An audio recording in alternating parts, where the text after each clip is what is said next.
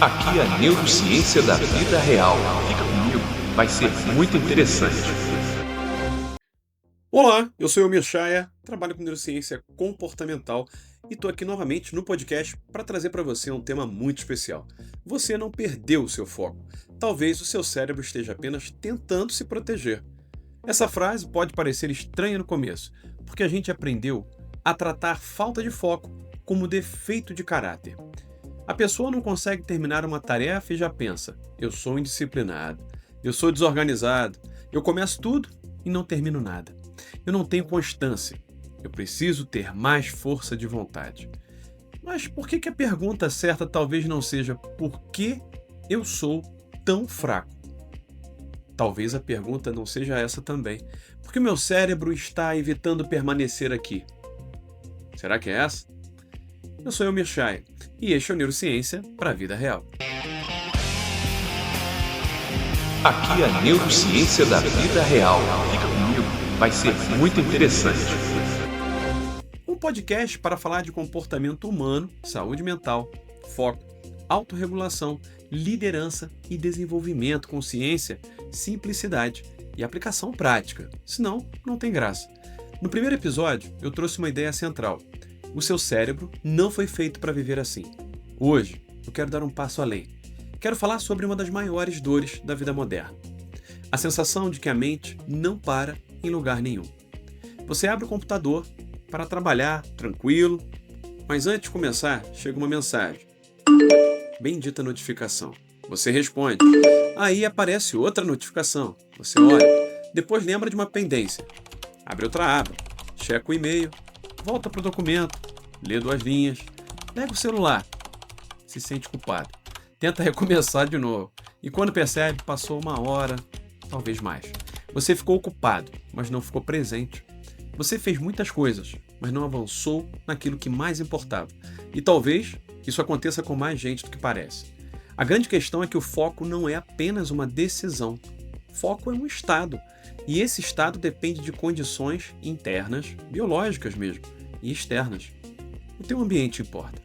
Depende do seu sono também, do seu nível de estresse, da sua carga emocional, da clareza da tarefa, da quantidade de estímulos ao seu redor, como eu falei, o seu ecossistema ambiental, e a sensação de segurança. De quanto seu cérebro entende que aquela tarefa faz sentido e tem sentido na tua vida. Por isso, quando alguém diz apenas tenha foco, muitas vezes está simplificando demais um processo complexo. É como mandar alguém correr com uma mochila cheia de pedra e depois criticar porque ela não alcançou boa velocidade. O problema não é só a corrida, é o peso que a pessoa está carregando. E muita gente está tentando focar carregando peso demais. Peso emocional, peso de preocupação, peso de cobrança, peso de comparação, peso de urgência. Tudo hoje é para agora. Peso de culpa, peso de excesso de informação. O cérebro humano tem uma capacidade extraordinária de atenção, mas ele também tem uma função muito mais antiga e poderosa: proteger você. Antes de pensar em produtividade, o cérebro pensa em sobrevivência. Antes de pensar em meta, ele avalia as ameaças. Antes de sustentar esforço, ele verifica se existe energia suficiente. Quando você vive em estado de alerta constante, seu cérebro começa a priorizar o que parece urgente, novo ou ameaçador. E isso explica muita coisa. A notificação chama mais atenção do que a tarefa profunda. A notícia ruim captura mais rápido do que o planejamento do dia. A mensagem pendente vai pesar mais do que o projeto importante. E a comparação que você fica fazendo todos os dias nas redes sociais prende mais do que a leitura que você prometeu fazer. Não é porque você é incapaz, é porque o cérebro tende a responder com mais força ao que parece imediato. O problema é que estamos cercados de estímulos desenhados para parecerem imediatos e urgentes.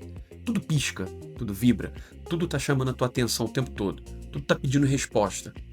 Então, como é que você faz? Aos poucos, o teu cérebro vai sendo treinado a trocar profundidade por reação. Você não percebe no começo, mas vai ficando mais difícil ler um texto longo. Vai ficando difícil ouvir alguém tranquilamente, sem olhar o celular. Fica difícil ouvir a minha voz aqui e prestar atenção sem pensar na próxima nova notícia que vai surgir. Difícil terminar uma tarefa sem abrir outra.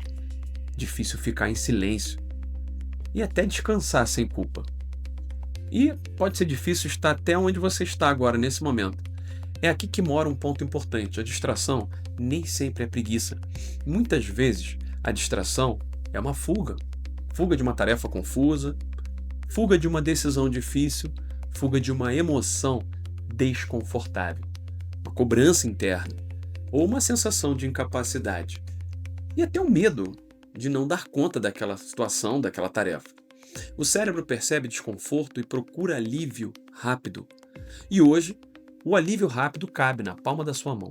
Um vídeo curto, uma mensagem, uma compra, uma rolagem infinita, sem parar. Uma checagem rápida que nunca é tão rápida assim. O problema é que esse alívio cobra juros. Você alivia por alguns segundos, mas depois volta com mais culpa, mais atraso, mais ansiedade, mais sensação de descontrole. E o ciclo se repete, não é? Por isso, falar de foco sem falar de autorregulação é completamente incompleto. Foco não nasce apenas da sua agenda. Ele não nasce daquilo que você está fazendo agora sem saber exatamente o porquê.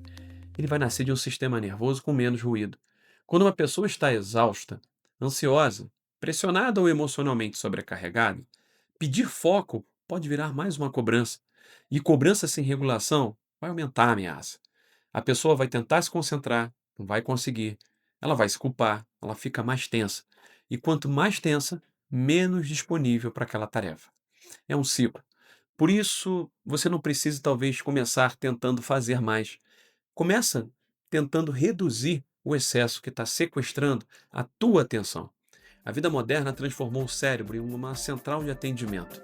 Toda hora chega alguma coisa. Não parece? Uma demanda, uma lembrança, uma cobrança, um estímulo, uma comparação. Uma urgência que nem sempre, gente, preste atenção nisso, quase nunca é tão urgente assim. E se você não cria limites, o mundo cria a sua agenda por você. A primeira prática de foco não é baixar mais um aplicativo. É proteger uma parte do seu dia dessas invasões. Nem que sejam 15 minutos. 15 minutos sem celular. 15 minutos com uma única tarefa. 15 minutos para começar antes de se cobrar. Termine. Porque o cérebro precisa reaprender a permanecer na tarefa. E permanecer é um treino. No começo vai ser desconfortável. Você vai querer checar alguma coisa, vai lembrar de outra coisa e sentir vontade de levantar. Vai pensar que está perdendo tempo mesmo. Isso não significa que a prática não funcione. Significa que o seu cérebro está acostumado a alternar estímulos. E tudo que foi treinado pode ser reeducado, mas precisa de repetição, clareza, ambiente, precisa de paciência. A neurociência comportamental nos ajuda a sair da moralização. Em vez de chamar tudo de falta de vergonha, falta de disciplina, preguiça, a gente começa a observar um sistema complexo. Como é que está o teu sono? Como é que está o teu ambiente? O seu nível de estresse? Como é que está a clareza das tarefas que você está realizando? Como é que está esse corpo? As suas emoções? A rotina de estímulos que você está tendo? E a pergunta muda. Sai de por que eu não consigo e entra em que condição estão dificultando esse comportamento ou os meus comportamentos. Isso não tira a sua responsabilidade, pelo contrário, isso torna a responsabilidade mais inteligente. Porque quando você entende o mecanismo, você pode agir melhor.